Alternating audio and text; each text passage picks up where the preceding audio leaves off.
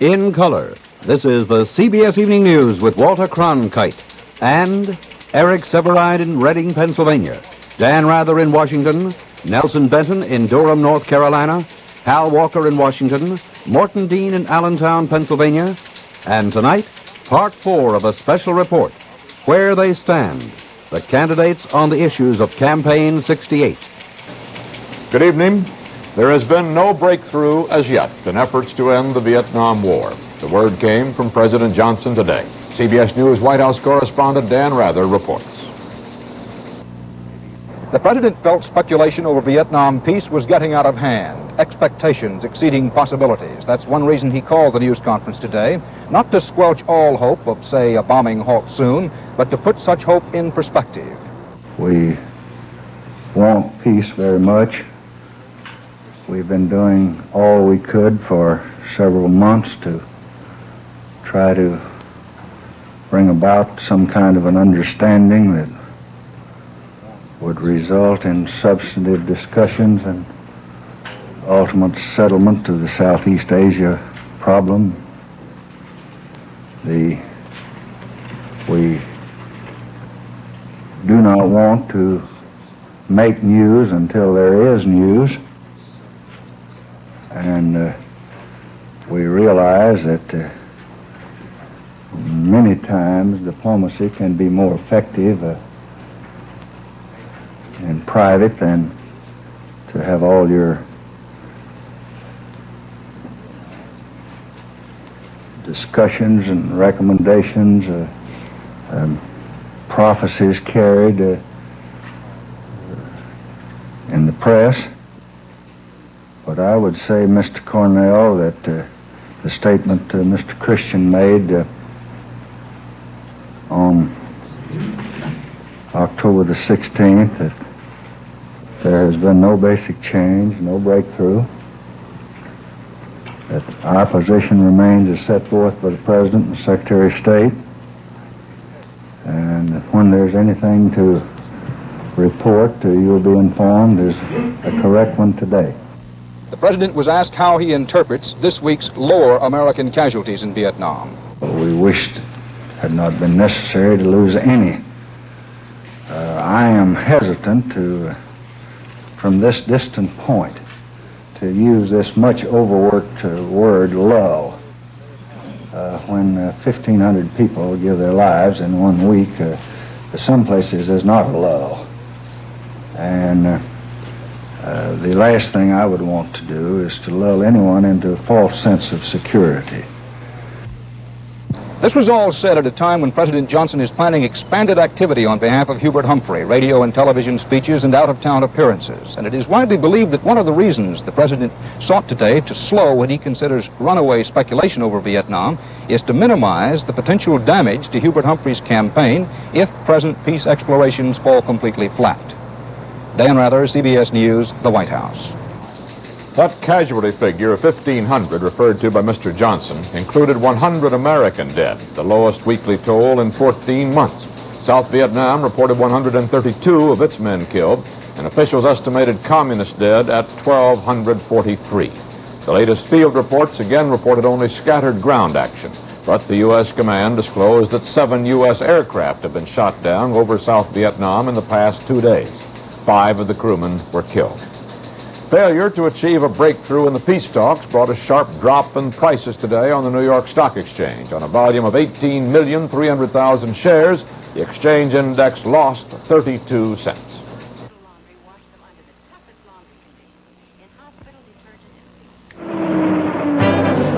Said an unhappy driver named Duff. A broken down car's not enough. For even worse luck, I seem to be stuck with the wrong cigarette. Are these rough?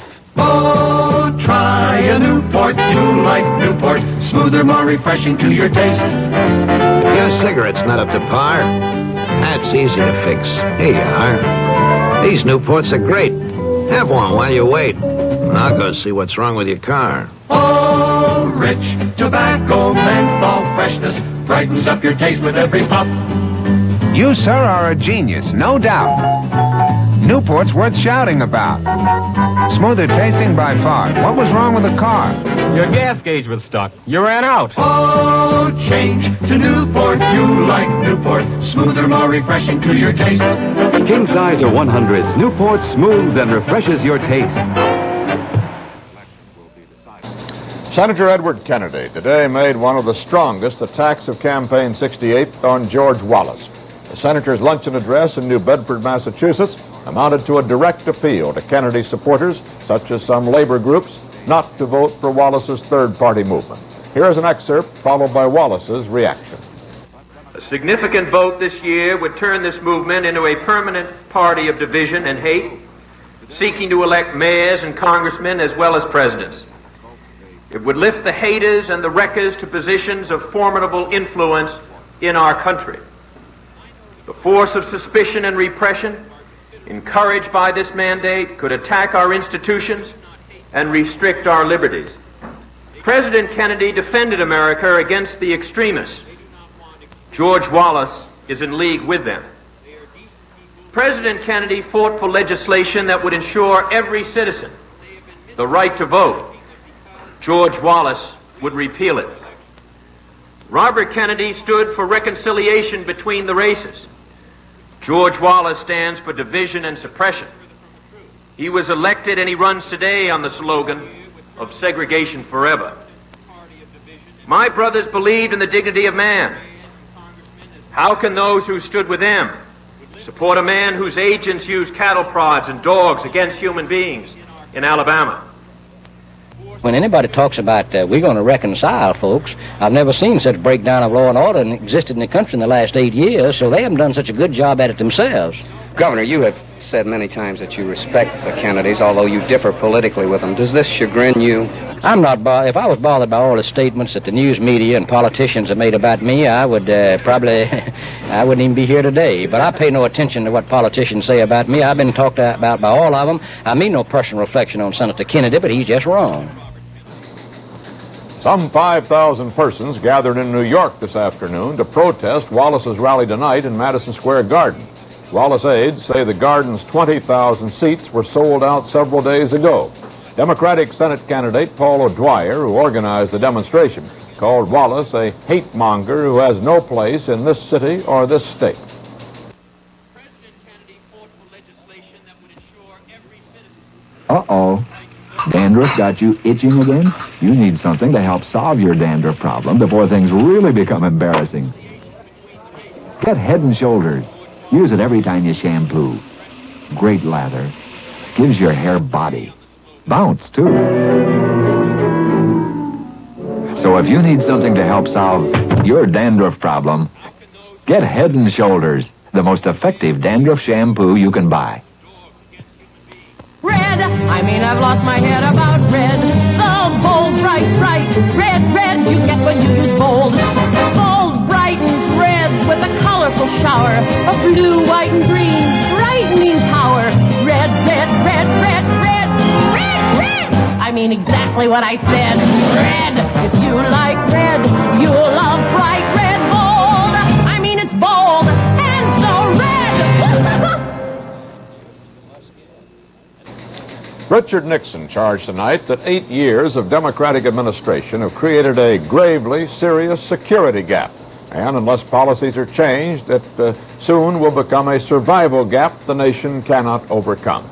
He spoke in an address prepared for a nationwide broadcast after a day of campaigning in Pennsylvania. Morton Dean reports.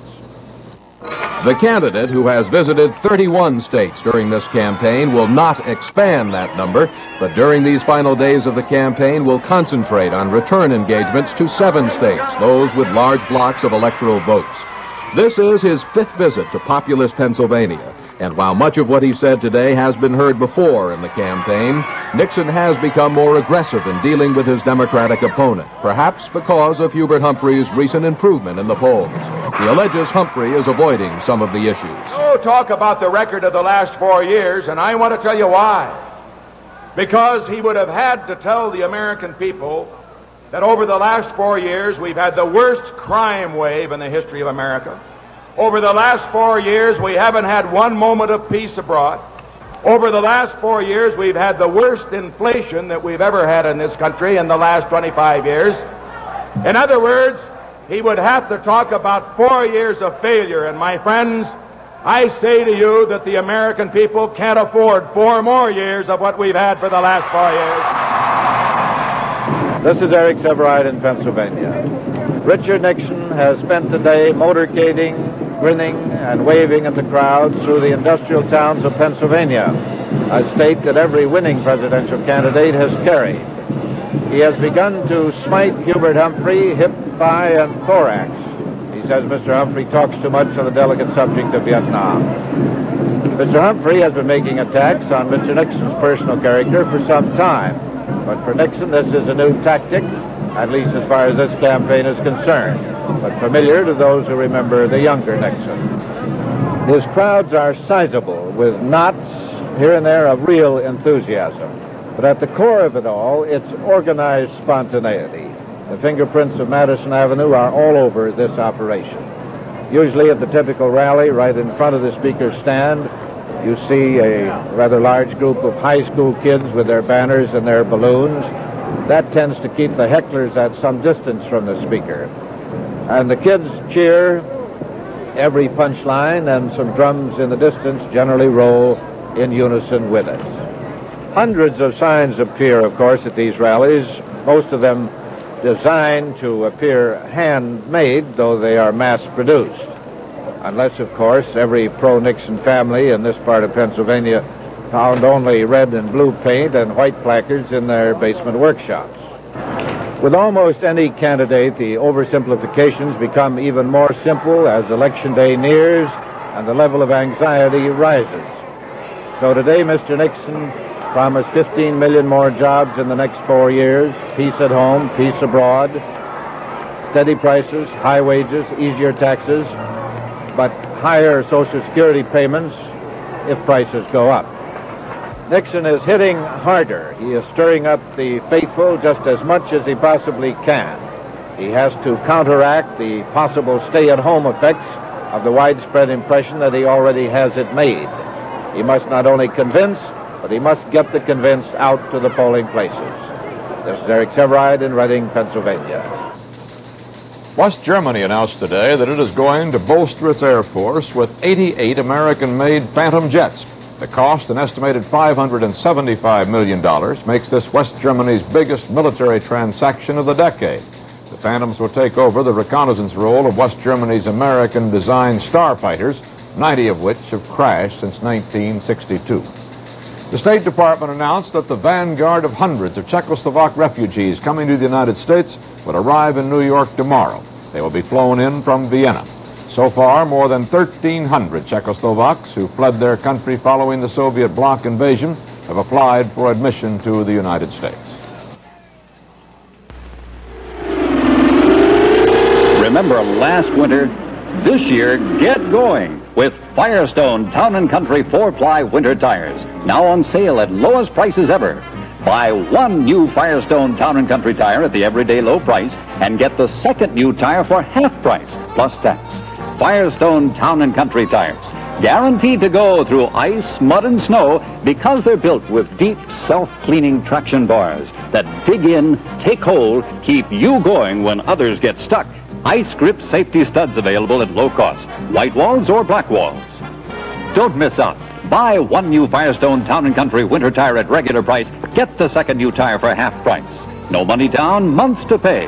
And remember, Firestone guarantees you'll go through ice, mud, and snow, or we pay the tow. Head for your participating Firestone Safe Tire Center before the snow flies.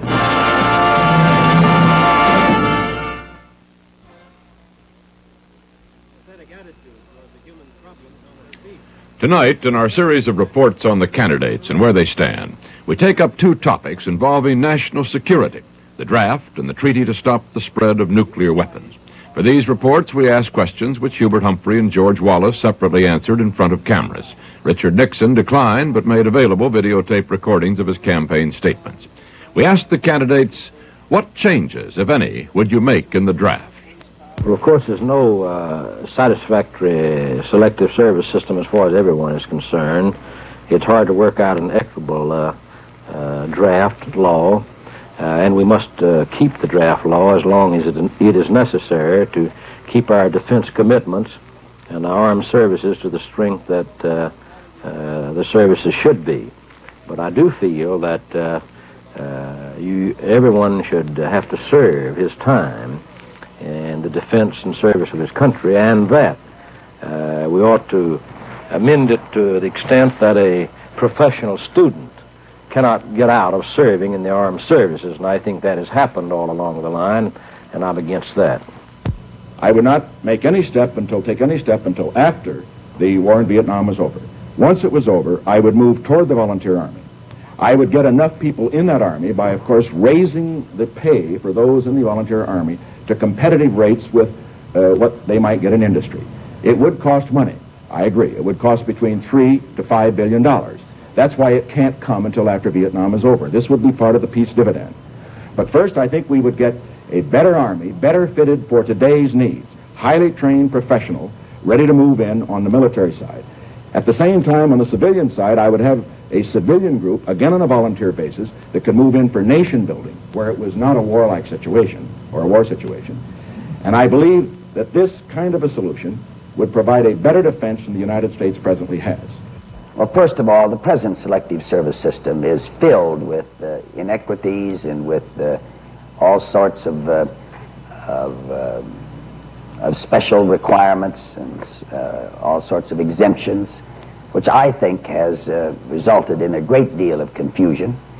It also has resulted in a sort of sense of bewilderment and frustration on the part of many of our young people that are eligible to the draft. Therefore, I favor, and have for a long time, what we call the random selection system, or the lottery system.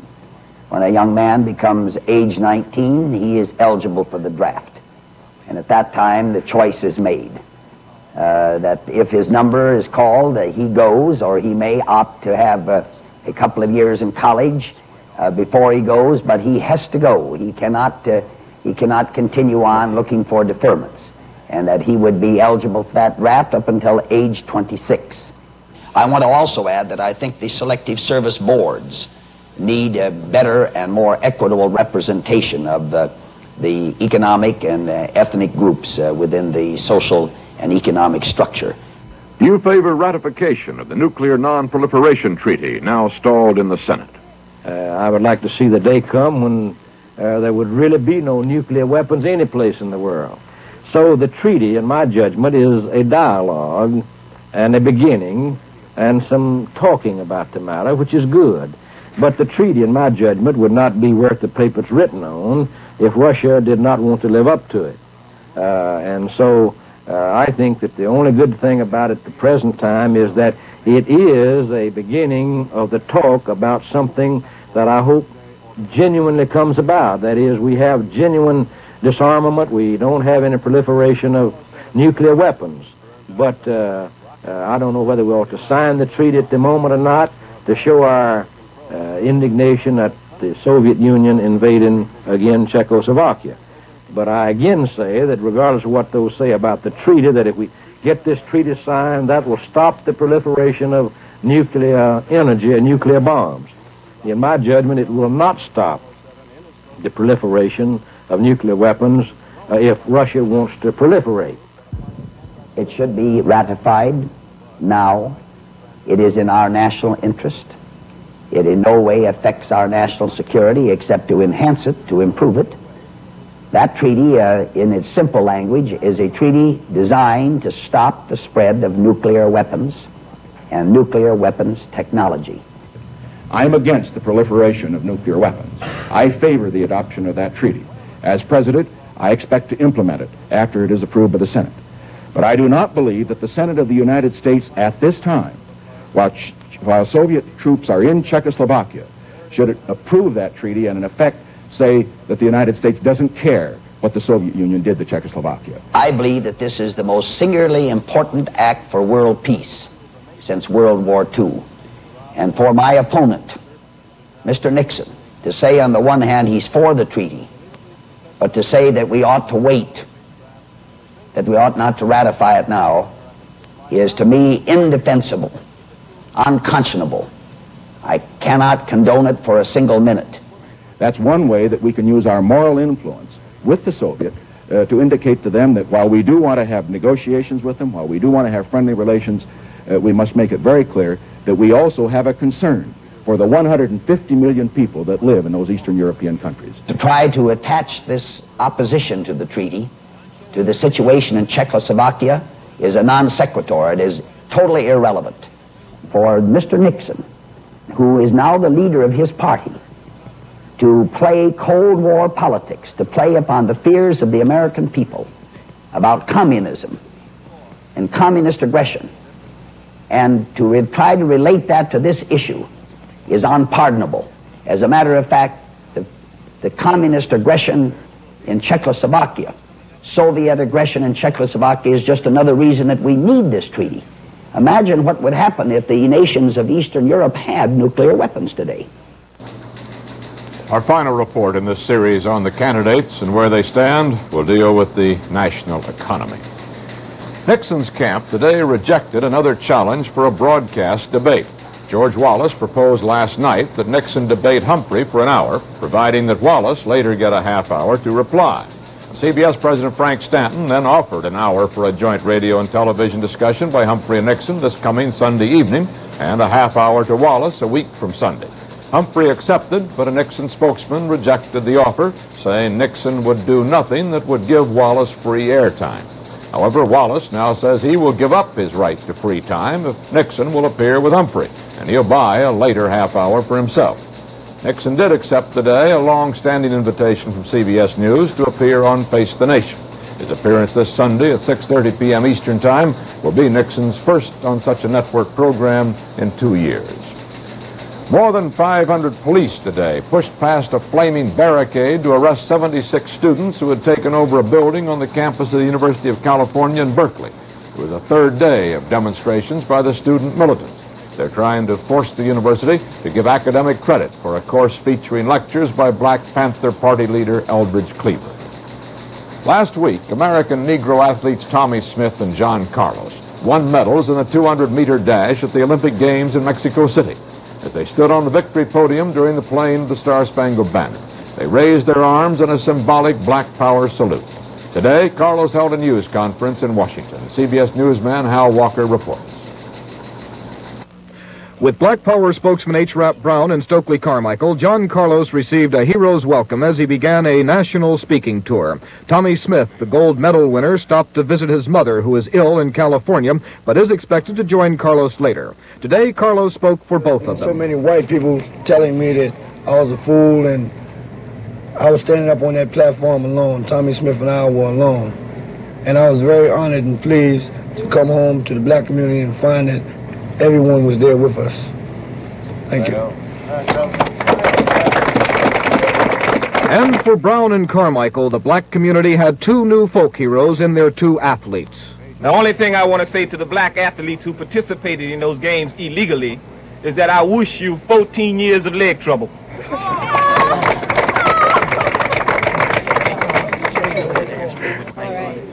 Brother Stokely Carmichael. All we want to say is that we don't have a big speech. We want to let the United States of America, we want to let the whole world know that we are going to pick our heroes from today on. Carlos, who offered his bronze Olympic medal to a museum for black people, showed himself to be a bitter hero. I didn't believe in the national anthem, but I stood up anyway because I didn't want no static. But those days are gone. You'll never see me stand up and tell this thing, national anthem represents me. Right now, it doesn't represent me. And I want you to know another thing. The United States booed and harassed Tommy Smith and myself, and I think we did it the best way we could possibly do. If things don't change by 72, you can believe they're going to be running around a flaming stadium. Because we ain't gonna Later, Carlos received the adulation of students at Howard University. They joined him in the now famous gesture of defiance. Tomorrow, Carlos and Smith will be entertained by African representatives at the United Nations before they continue their cross-country trek. Hal Walker, CBS News, Washington.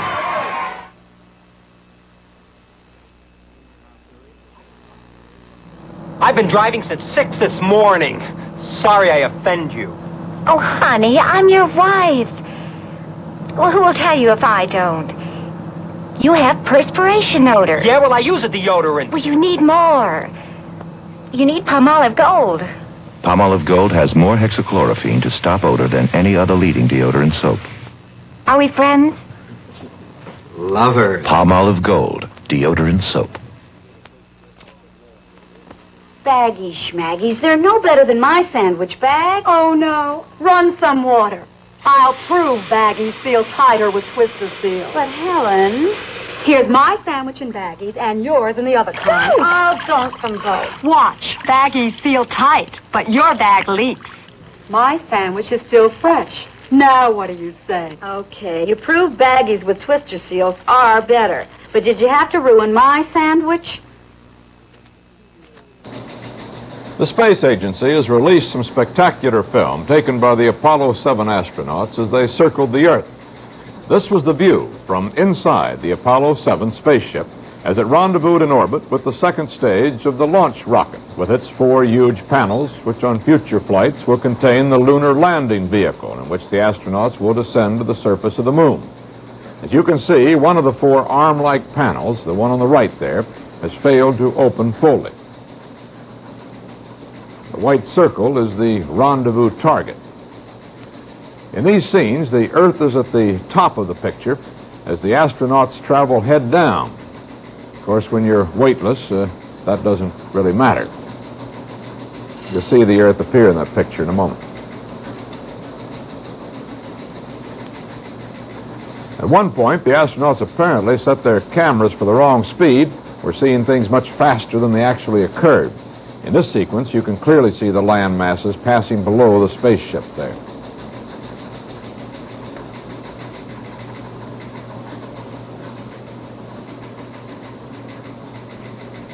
This is the astronauts' closest approach to the burned-out rocket stage. Unlike Gemini, they did not dock with it or attempt to, but they did rehearse the crucial rendezvous with the lunar landing craft that the Apollo must make when that craft returns from the surface of the moon. And that's the way it is. Thursday, October 24th, 1968. This is Walter Cronkite, CBS News. Good night. I'm a denture wearer and a dental technician, but I drink 8 cups of coffee a day. I know how coffee stains dentures, so I won't use anything but Polident now. People keep coming back to Polident because no tablet, powder, or paste gives them the cleaning satisfaction of Polident. No wonder dentists surveyed recommend Polident over all other leading brands combined. No wonder denture wearers keep coming back to Polident. You know, this could be a problem for us denture wearers if it weren't for Polygrip, the modern cream adhesive. What does Polygrip do that powder adhesives can't? Well, say this glass is your denture. Powders can leave gaps, weak spots. Your dentures can let go. But not with Polygrip. No gaps, no letting go, no embarrassment. Try something solid for a change. Get Polygrip. Then go have yourself an ear of corn. Direct from our newsroom in New York, in color, this has been the CBS Evening News with Walter Cronkite.